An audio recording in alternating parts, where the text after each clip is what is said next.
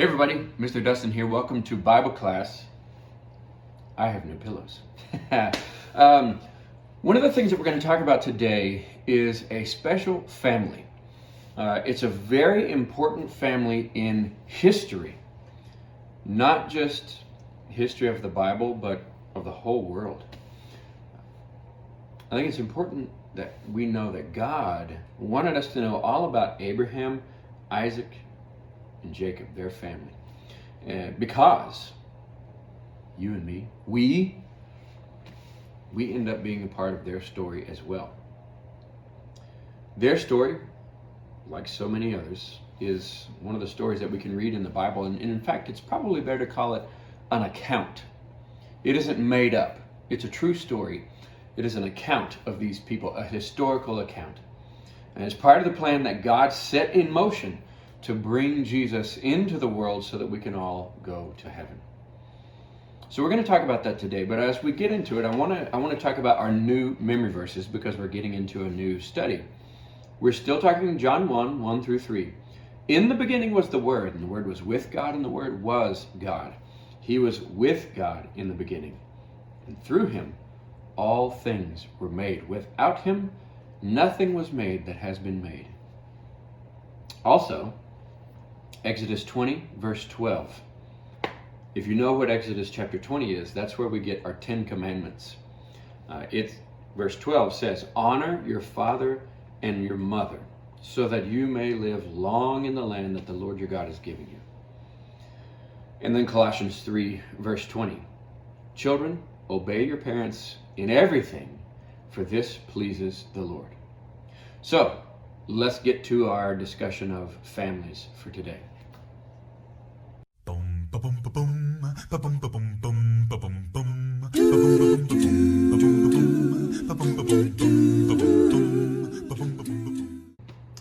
So let me ask you a question.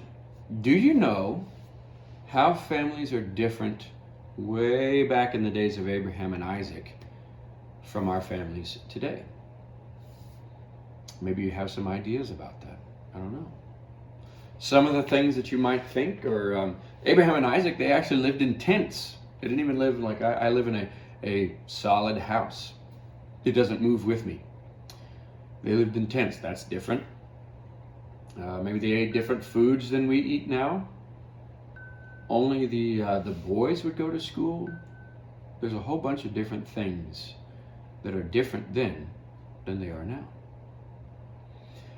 Modern families, you might say one of the biggest differences are the size of the families. Let me ask you this. How many people live in your house or in your home? Maybe how many brothers and sisters do you have? Do you have a pet? For me, there's only 2 people that live in my home. Me and Miss Megan. And then we have a pet, my Bible class buddy, Toby. That's only 2 people and 1 pet. But many of you probably live in your house with maybe your mom and dad. Maybe you have brothers and sisters. Maybe a grandparent lives with you. You probably have a pet. Maybe not, but a lot of people do. That's not always true.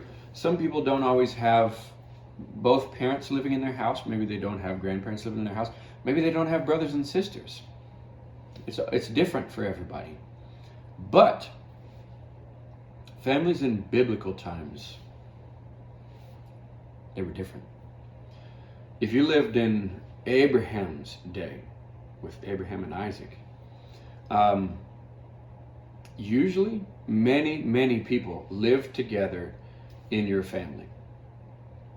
Think back with me to Genesis chapter 14. Do you remember whenever Lot was captured and the 4 kings against 5, and they took him away, and Abraham said, we got to go get him. So he put together 318 of his trained men that were born in his household.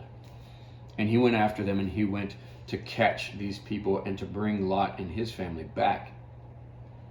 Well, basically that means they were born in his household. That there was a large community of people that lived together that were considered Abraham's house. You might even kind of say Abraham's family. So, to that end, He even said, my heir, the person who's going to inherit everything that I have, will be Eliezer of Damascus. That didn't end up being the case because he said, no, God told him, you are going to have an heir that comes from you. That would be Isaac. So living in one house, there might be a lot more people than you're used to today. So for instance, you would probably have your mom and dad that would live in a family, and they oftentimes would have many, many children because the Hebrew people, which is Abraham, Isaac, and Jacob, those are Hebrews, they really believed that children in their families were a sign that God was happy with them. So they usually had a lot of children. They liked to have a lot of children. Particularly, they liked having sons, boys. So if the mother and father were unable to have children, like Abraham and Sarah, they were usually very sad about that. Some of those things like that don't really change today. Many times grandparents lived with your family. Whenever you think about the beginning of the story of Abraham, at the end of Genesis chapter 11, Terah, Abraham's father, Nahor, Abram, and Lot, all these people, and Haran. Haran actually died whenever they went to the city of Haran. They all went together. So there were many descendants and family members that went together to travel up from Ur of the Chaldeans to Haran, and then Abraham went on from there.